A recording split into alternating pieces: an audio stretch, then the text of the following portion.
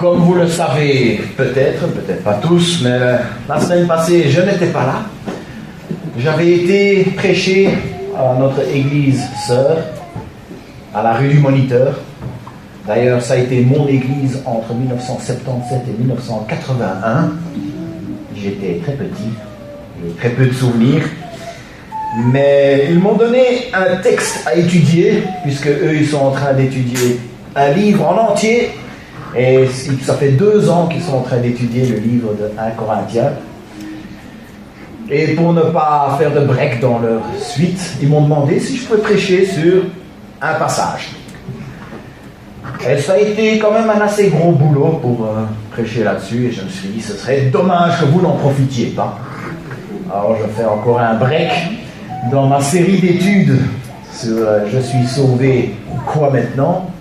D'ailleurs, la semaine prochaine, je vais faire un psaume, étant donné que je pars à une formation qui est prévue pour les pasteurs de notre association. Donc, je partirai 3 jours pour ça.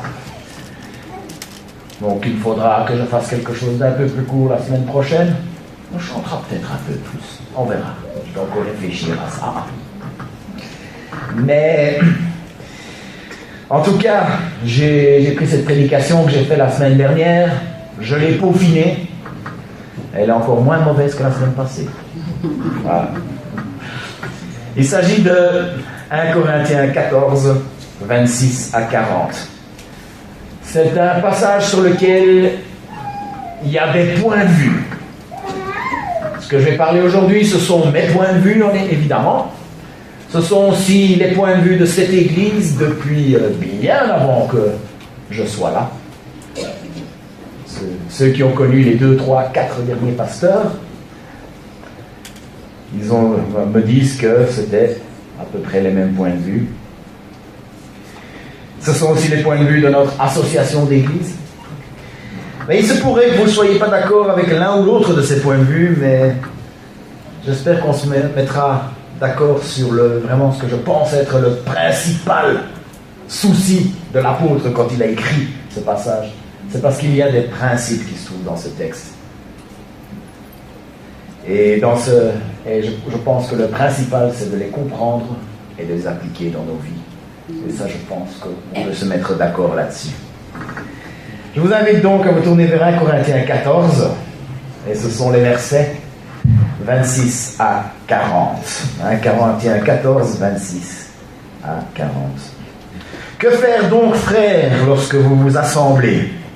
Chacun a-t-il un cantique, une instruction, une révélation, une langue, une interprétation?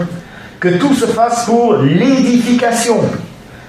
Si l'un parle en langue, tout au plus 2 ou 3, ou encore chacun à son tour, qu'il y en ait aussi un qui interprète. S'il n'y a pas d'interprète, qu'on se taise dans l'Église, qu'on parle à soi-même et à Dieu. Pour les prophètes, que 2 ou 3 parlent, et que les autres jugent. Un autre assistant aurait-il une révélation? Que le premier se taise. Car vous pouvez tous prophétiser successivement, afin que tous soient instruits et que tous soient exhortés. Les esprits des prophètes sont soumis aux prophètes, car Dieu n'est pas un Dieu de désordre, mais de paix. Comme dans toutes les églises des saints, que les femmes se taisent dans l'assemblée, car il ne leur est pas permis d'y parler. Si quelqu'un prend la vidéo et coupe juste ces 10 secondes là, je vais vous descendre.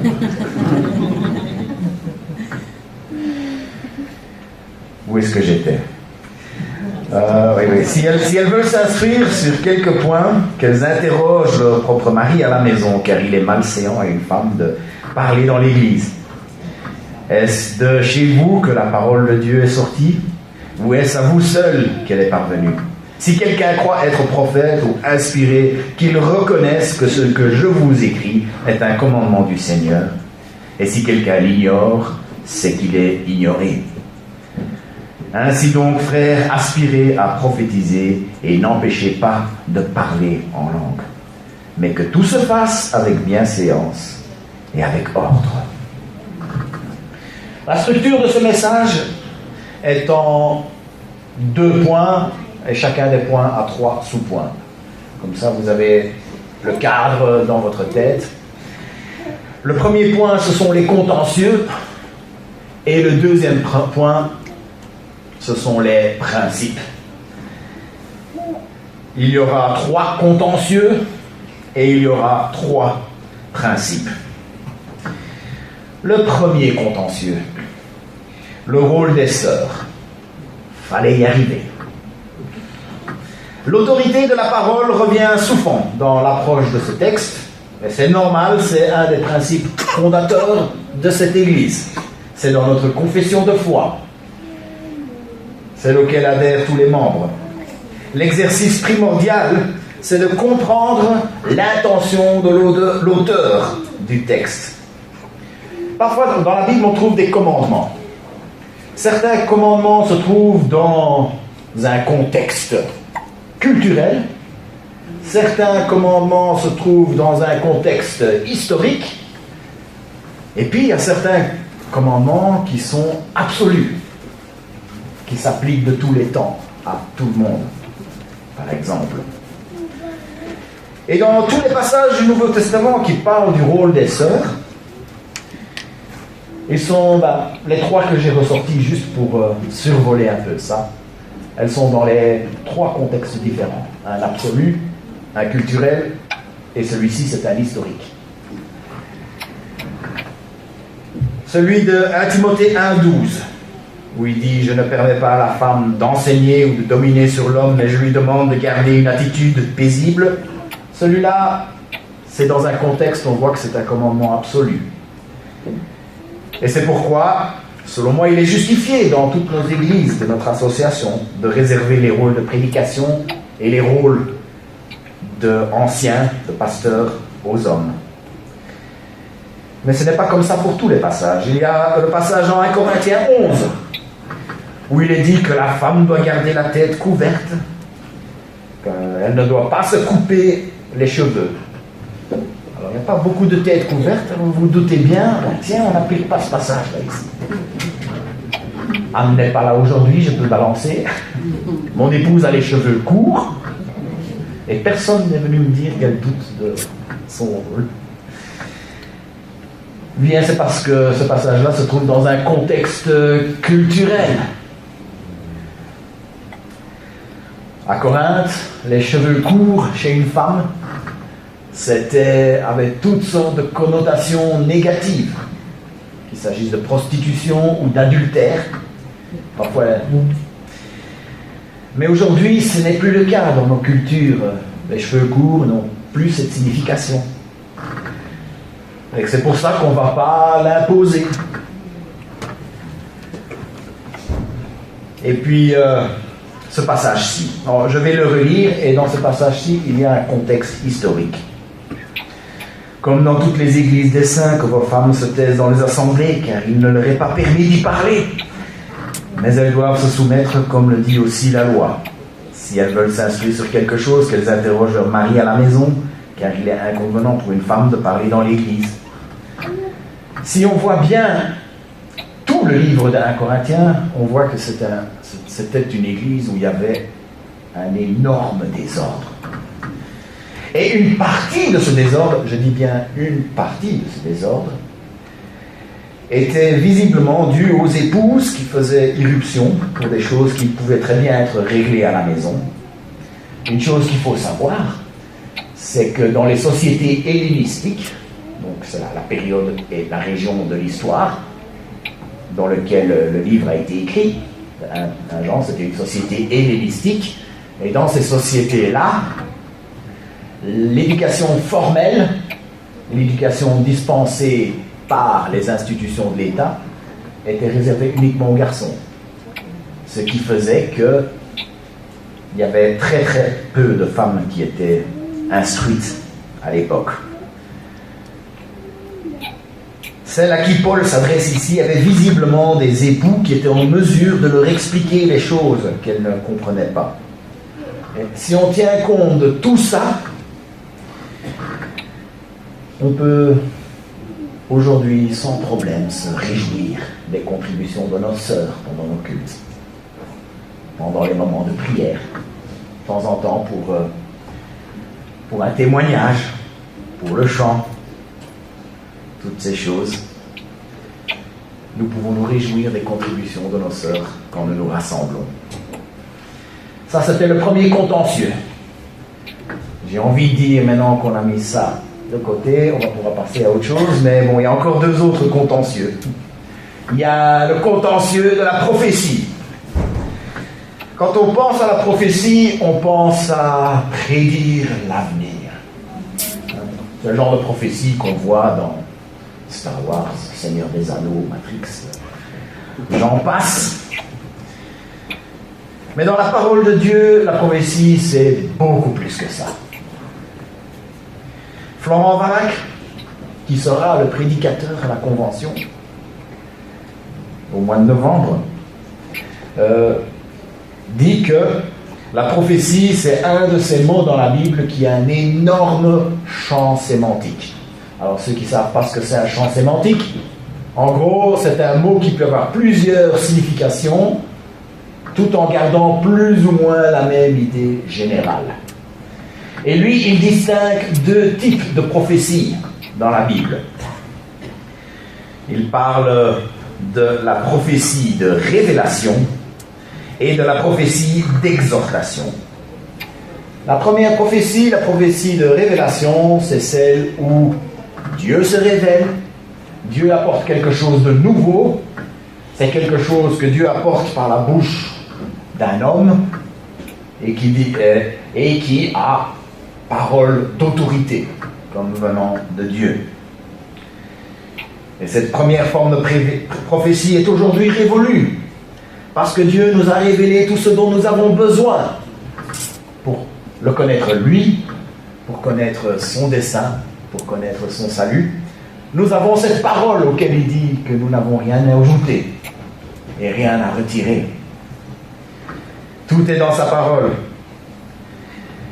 La prophétie dont parle ce texte, dans 1 Corinthiens 14, c'est le deuxième genre de prophétie. C'est la prophétie de l'ordre de l'exhortation, de l'instruction. C'est le Saint-Esprit, c'est l'Esprit de Dieu qui nous illumine, qui nous permet aussi de saisir notre péché, qui nous permet de comprendre sa grâce, qui nous permet de saisir sa grâce. Et ce genre de choses, Dieu le fait par l'intermédiaire des saints, des autres chrétiens. Il le fait par la bouche de ce deuxième type de prophète. Et j'ose espérer que peut-être même certains des mots de prière que vous avez dit tantôt, c'est cette forme de prophétie.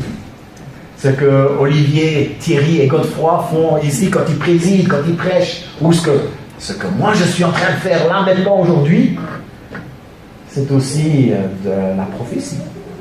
Dans ce sens-là, c'est que Dieu met la lumière sur quelque chose qu'il veut transmettre à l'assemblée. Parce que tous ces textes parlent de quand nous nous assemblons. Il n'y a que regarder les premiers mots.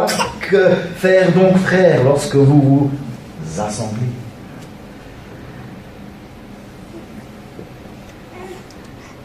Et on peut voir aussi que Paul accorde énormément de valeur à ce genre de ministère. Quand vous avez un mot de la parole de Dieu pour encourager, vous reprendre, un frère ou sœur, vous êtes même en train de prophétiser de cette manière.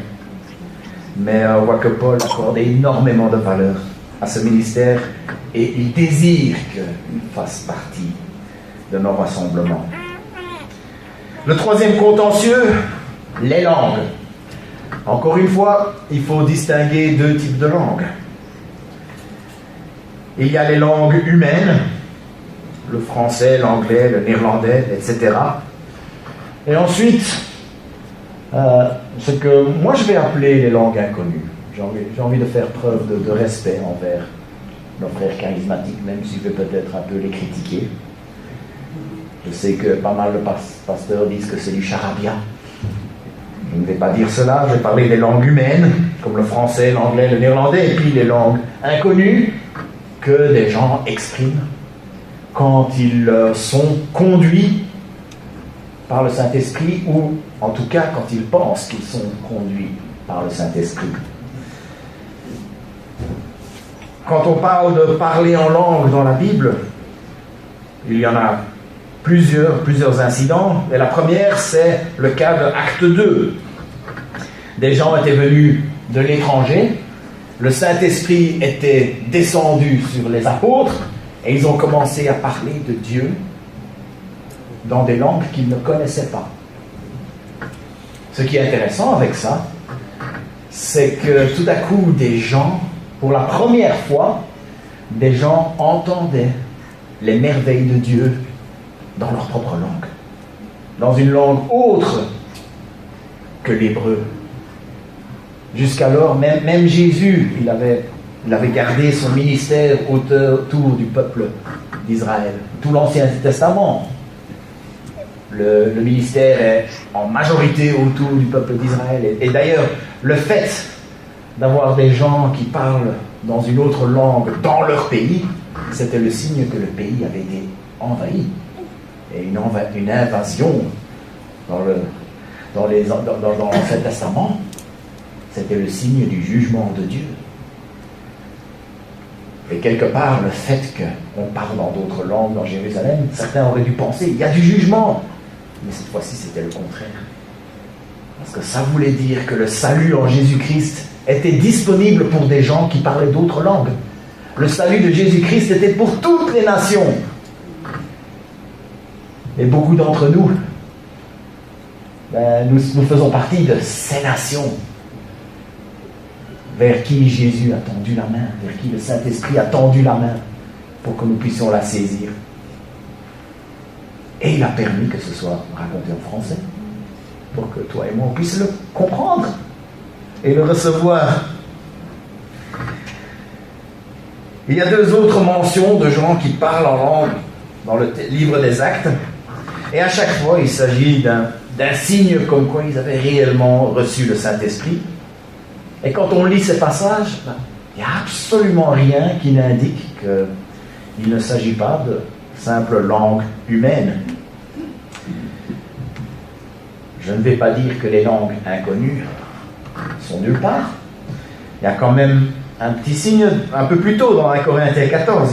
Il y a une indication qu'il pourrait s'agir d'une langue inconnue, priée par l'Esprit, parce qu'il dit « Celui qui parle en langue ne parle pas aux hommes, mais à Dieu. » Alors comme j'ai dit, ça ne me plaît pas de critiquer mes frères et sœurs charismatiques, mais je dois quand même un petit peu parler de mon vécu. Avant de venir ici, j'ai quand même eu 46 ans de vie chrétienne, 46 ans de vie, dont une trentaine d'années de vie chrétienne. Et une partie de mon travail, ça a été de faire le tour des églises. Et j'ai fait ça sur 4 continents. J'ai visité une bonne centaine d'églises. Beaucoup de ces églises, c'était des églises de ce type-là, où le parler en langue était pratiqué. Certaines faisaient absolument tout tourner autour de cela. J'ai assisté à des dizaines et des dizaines de cultes. Mais ce que je dois dire, c'est que il n'y a eu que 2 fois, où il y a eu une interprétation. Une fois, juste après, quelqu'un a parlé, il a dit ceci, il a expliqué. Une autre fois, il y en a eu 2. Il y a 2 personnes qui ont voulu interpréter, mais ils ont dit 2 trucs complètement différents. Donc, au moins un des 2 devait avoir tort. Ce serait injuste de ma part de m'arrêter là, parce que ce sont des mauvaises expériences que j'ai eues, mais qui n'éclipsent en rien toutes les merveilleuses choses que j'ai vécues dans ces milieux-là. Je dois parler de Kurt et de Tony, qui m'ont accueilli les bras grands ouverts dans leur église pendant mes études à Londres. Je dois parler de Mornay et Prenesh qui m'ont pris sous leur aile quand j'étais dans un moment assez compliqué d'évangélisation dans la rue. Ou alors, quand j'étais en Afrique du Sud, il y a 2 hommes qui ont fait 2 heures de route pour venir m'encourager dans une autre période un peu difficile. Personne ne me dira que Dieu ne s'est pas servi de ça, même si je ne suis pas tout à fait d'accord avec eux sur leur manière de pratiquer dans leur culte. Ce que je veux dire, c'est que si on regarde l'ensemble des textes qui parlent en langue, je dois constater ceci. On parle très peu de parler en langue, et quand ils en parlent, ils mettent quand même pas mal de mise en garde. Il y a des gens qui sont à l'aise avec ça, et il y a des gens qui ne le sont pas. Le Seigneur m'a mis sur le cœur, quand je suis entré dans le monde, dans le pastorat, c'est que le Seigneur, et je sens que ça vient de Dieu, veut que je le serve dans une église où les gens qui ne sont pas à l'aise avec ça peuvent se sentir bien. C'est pour ça que je suis persuadé que je n'attriste pas le Seigneur quand je dis, quand nous avons dit dans cette église, pas de ça ici. Alors si dans votre temps de culte individuel, on m'a dit que certains font ça dans leur moment de culte individuel, parlent en langue dans leur culte individuel, on appelle le culte personnel, ce n'est pas le sujet de 1 Corinthiens 14. Parce que 1 Corinthiens 14 parle justement de ce qui se passe quand nous nous rassemblons. Si le Seigneur vous édifie par le parler en langue, c'est un autre propos. Après les contentieux, on va regarder, ça va être un peu moins, il y a moins de gens qui sont pas d'accord avec ce genre de choses, mais je pense que c'est le plus important. Ce sont les 3 principes qu'on voit dans ce texte. Et c'est en appliquant ces principes qu'on va avoir un culte qui plaît à Dieu. Le premier principe, c'est l'évaluation. Il y a le verset 29, quant aux prophètes, que 2 ou 3 parlent, que les autres évaluent leur message. Et puis il y a le verset 32, l'esprit des prophètes est soumis aux prophètes. Le principe, aucune parole d'homme ne peut se prétendre d'autorité. Il faut évaluer. Vous avez le droit de m'évaluer. Faisons ça avec amour, évidemment. Mais c'est un principe biblique. On entend parfois, Dieu m'a dit que X, Y, Z. Souvent, ce qui est sous-entendu, c'est Dieu me l'a dit, alors toi tu te tais. Dieu me l'a dit, alors tu dois me donner tout ce que je veux. Si tu dis le contraire, c'est déjà un jugement. C'est que tu vas contre Dieu. Toute parole qui sort de la bouche d'un homme doit être évaluée. Vous savez, il y a beaucoup de dangers qui guettent les églises. Nous avons étudié l'année dernière les 7 églises de l'Apocalypse. Et c'était des églises qui étaient sous pression par le malin, par le diable. Et le but du début de l'Apocalypse, c'était pour encourager, exhorter les frères et sœurs à tenir bon, à ne pas se laisser dévier, et de leur dire que le fait, quand on n'a pas été dévié, il y aura une récompense de la part de Dieu. Et ce danger est là aujourd'hui. Et un des plus grands dangers qui guettent les églises, c'est le danger des faux prophètes. Ce sont ceux qui propagent des enseignements tout en prétendant que ces enseignements viennent de Dieu, alors qu'ils ne font rien d'autre que d'égarer les enfants de Dieu. Et l'Église doit se doter de responsables qui sont capables de repérer ces faux enseignements et capables de les dénoncer. Mais dans ce passage, je ne vois pas ça comme étant l'unique responsabilité des responsables, si vous voyez ce que je veux dire. Je pense que personne ne peut, ça va être peut-être plus le travail de l'un ou l'autre, mais personne ne peut complètement s'abroger cette tâche. Nous avons tous quand même un rôle d'évaluateur à jouer, et ce, en toute humilité. Il paraît que l'encre des billets de banque est légèrement plus épaisse que toutes les autres encres qu'on peut trouver dans le commerce ou même dans l'industrie. La différence d'épaisseur n'est que de 2 centièmes de millimètre. Mais il paraît que les doigts humains sont tellement sensibles que quasi chacun d'entre nous, on serait capable de repérer cette différence. Si je vous donnais un vrai billet de banque et un faux billet de banque, et je vous fais palper les deux, vous alliez être, il paraît, je n'ai pas pu tester ça, mais il paraît que vous seriez capable de repérer la différence. Aujourd'hui, on essaye de vivre sans cash. Ça cause toutes sortes d'autres problèmes et de discussions. Ce ne sera pas pour aujourd'hui. Mais aussi, on a toutes sortes de techniques maintenant aussi pour repérer les faux billets et pour les compter. Mais avant qu'il y ait tout ça, les employés de banque manipulaient des vrais billets à longueur de journée. Et ce qui se passait, c'est que si tout à coup un faux billet se glissait dedans, ils comptaient, il y a quelque chose qui ne va pas là. Et ils le sentaient. C'est comme ça qu'on leur formait. Ils s'habituaient au vrai pour que quand le faux arrive, on le voit tout de suite. Et si cette tâche d'évaluer un enseignement, s'il est vrai ou s'il est faux, si ça vous fait peur, ben faites comme ces banquiers d'antan. Habituez-vous à la vérité. Soyez tellement habitués à la vérité que quand le mensonge essaye de frayer un chemin, il y a l'alarme du Saint-Esprit qui s'enclenche en vous.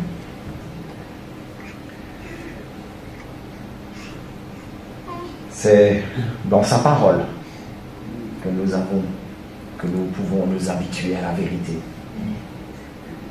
Voilà pourquoi la lecture de la parole est si importante. Voilà pourquoi l'enseignement de la parole est si important.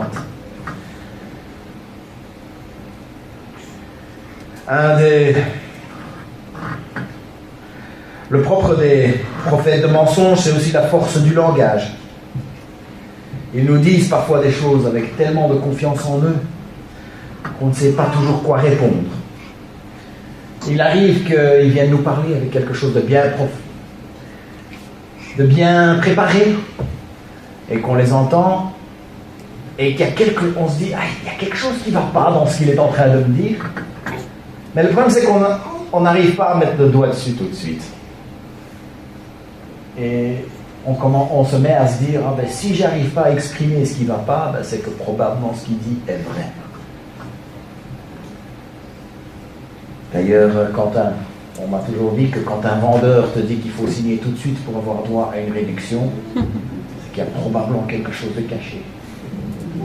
Donc quand quelqu'un vient vous dire quelque chose, il vous dit quelque chose qui ne cloche pas, je ne sais pas quoi dire, prenez le temps de prier, prenez le temps de consulter, prenez le temps de réfléchir. Et peut-être qu'au bout d'un jour ou deux, la vérité se remettra à frayer un chemin. Le deuxième, toute prophétie doit être évaluée. Le deuxième principe, l'ordre. On faisait les camps d'église. Il faudrait peut-être faire ça, un camp d'église. Je ne sais pas comment, je ne sais pas où. Mais voilà, petite idée que je lance. Mais on faisait des camps d'église dans le temps, certains le font encore. Et dans les camps d'église, tout le monde lit sa Bible le matin. Je ne sais pas pourquoi. Quand les gens regardent, on va se mettre à lire sa Bible. Et un jour, je lisais le mien. Et quelqu'un est venu me dire, qu'est-ce que tu lis? J'ai dit, je lis 1 Corinthiens, justement. Il m'a demandé, alors, qu'est-ce que tu en penses? Puis j'explique, il est quand même sévère. C'est les fameuses remontrances. Le gars, il m'a dit, ouais, mais à Corinthe, c'était le boxon. Évidemment, lui, il parlait des comportements. Oui, c'était vraiment le bazar avec les comportements des gens à Corinthe. Mais c'était aussi vrai dans leur rassemblement, dans leur culte.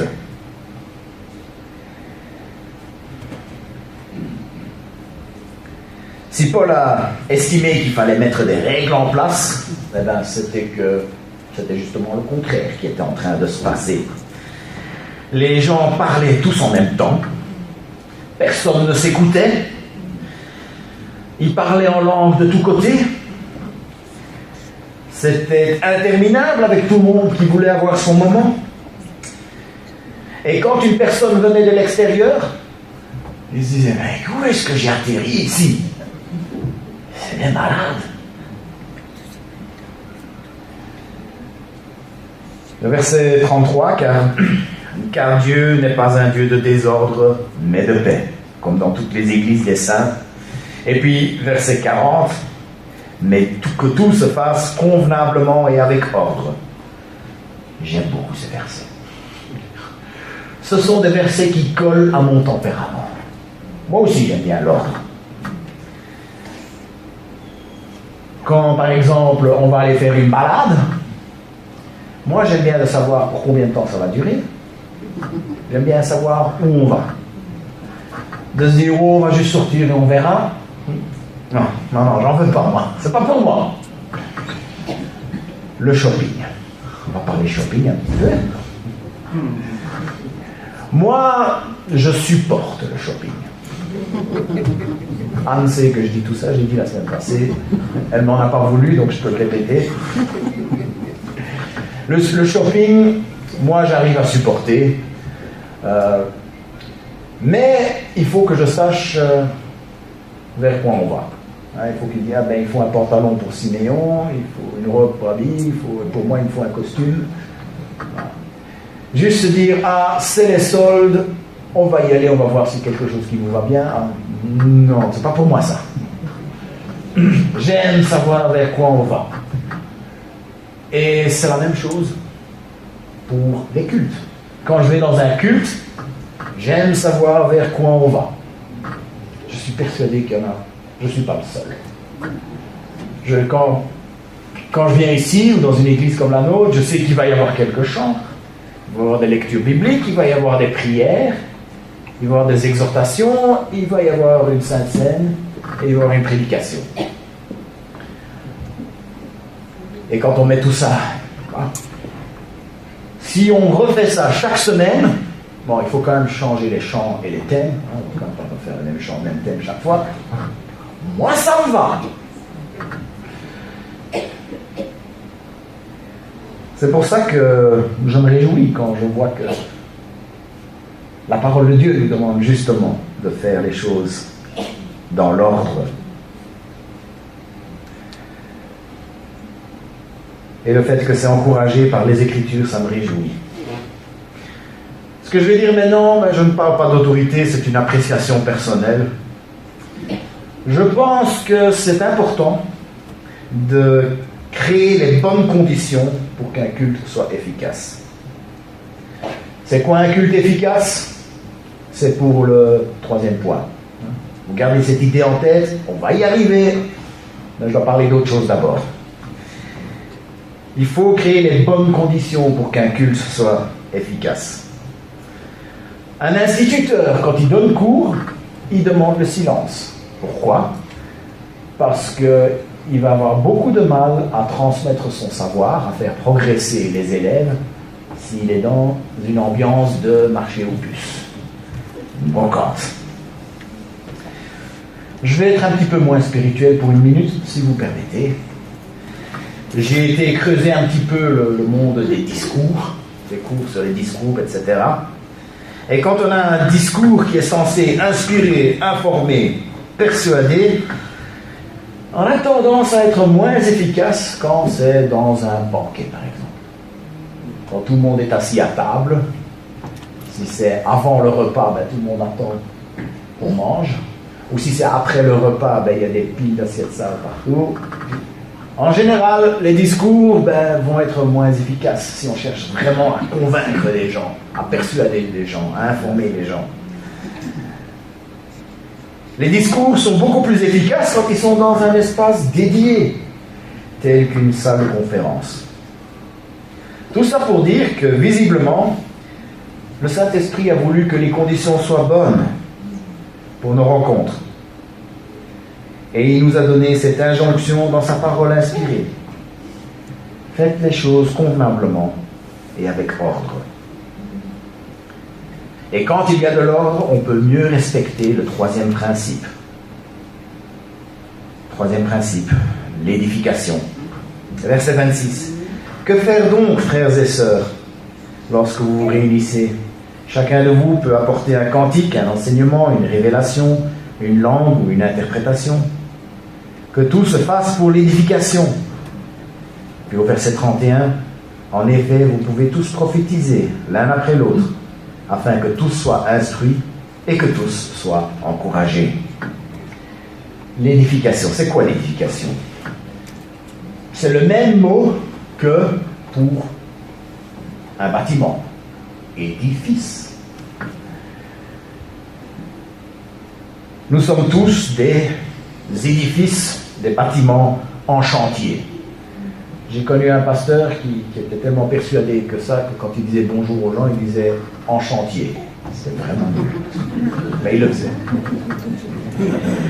Le Seigneur est à l'œuvre pour poursuivre cette construction.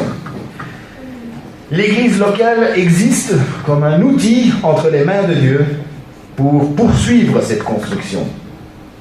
Tout ce qui est dit, tout ce qui est fait dans nos réunions doit servir à poursuivre la construction qui est en cours dans chacun de nos vies.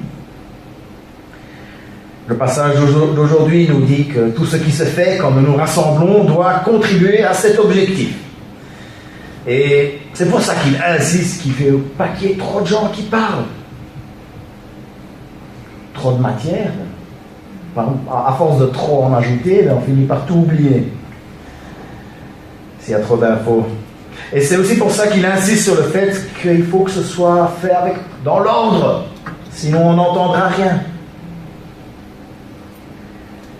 C'est pour ça qu'il faut qu'il y ait une interprétation.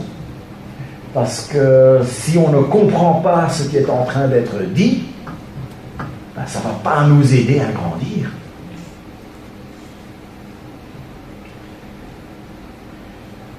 Ce que je vous dis ici par rapport à l'interprétation, ça fonctionne dans les deux types de langues, qu'il s'agisse de langue humaine ou qu'il s'agisse de langue inconnue.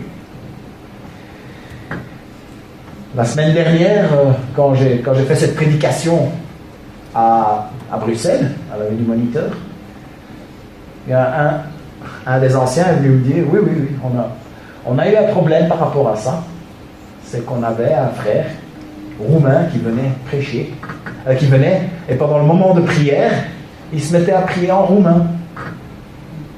Et comme ils ont quand même beaucoup de Roumains dans cette église-là, mais comme personne ne comprenait, il y avait quelques-uns qui comprenaient, oui, mais la plupart ne comprenaient pas. Et ils ont été lui dire, écoute, personne n'est béni, personne n'est édifié par ce que tu dis, c'est dommage.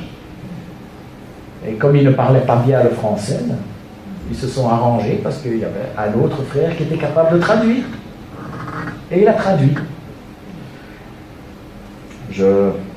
Dans nos moments de prière, je pense à nos frères et sœurs vietnamiens qui font un énorme effort pour pouvoir parler et prier en français.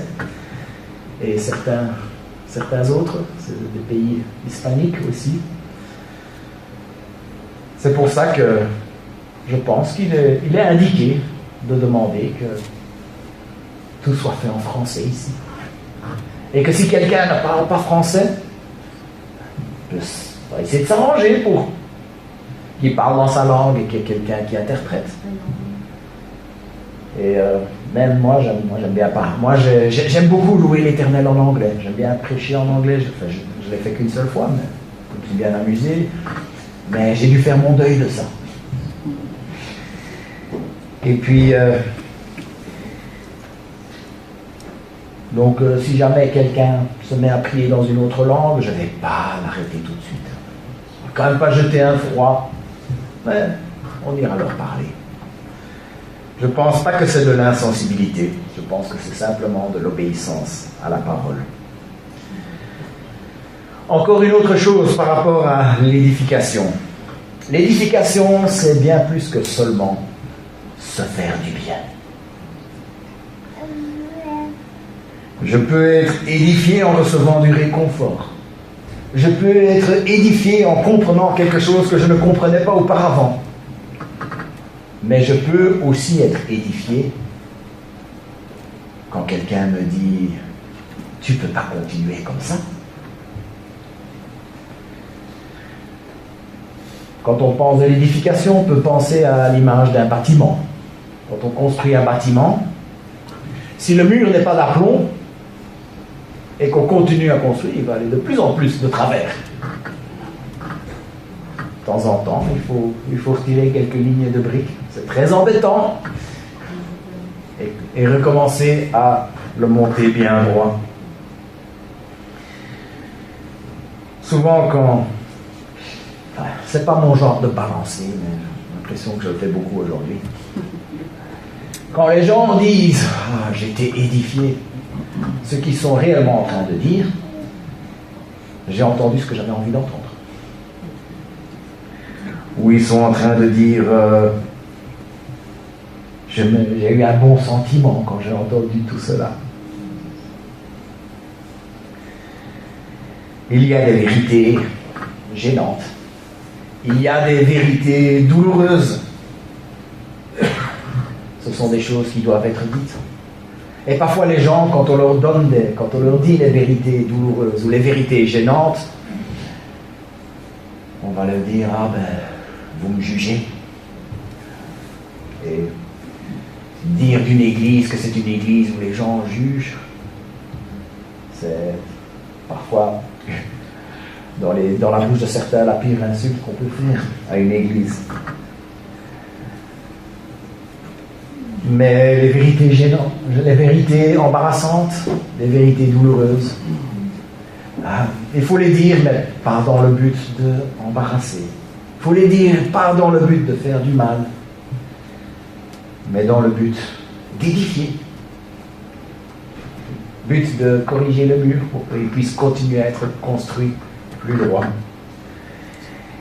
Et dans le but d'aller de plus en plus vers une vie qui est un édifice à l'approbation de Dieu. Que tout ce qui se passe dans nos assemblées, dans nos rassemblements nous édifie. C'est-à-dire devenir plus beau, ça veut dire devenir plus grand, ça veut dire devenir plus solide. Nous allons devenir plus beaux en ressemblant de plus en plus à Jésus-Christ. Vous attendiez à autre chose? Non, c'est ça. Nous allons devenir plus beaux en ressemblant de plus en plus à Jésus-Christ. Nous allons devenir de plus en plus grands en nous nourrissant de la parole, en nous nourrissant du lait non frelaté de la parole. Et nous allons devenir de plus en plus solides en allant vers plus de stabilité spirituelle.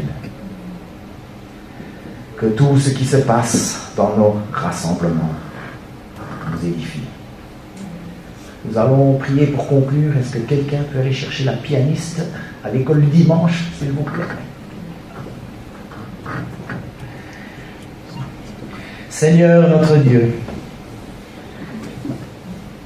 nous voulons que nos rassemblements soient un parfum de bonne odeur pour toi. Seigneur, nous avons vu qu'il y a des contentieux dans la parole.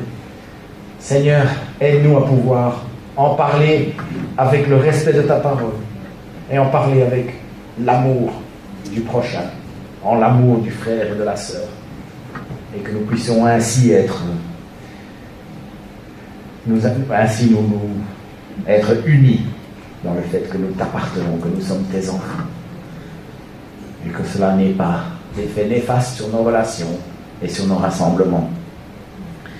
Seigneur, nous voulons te prier pour que nous puissions tout faire selon ta vérité,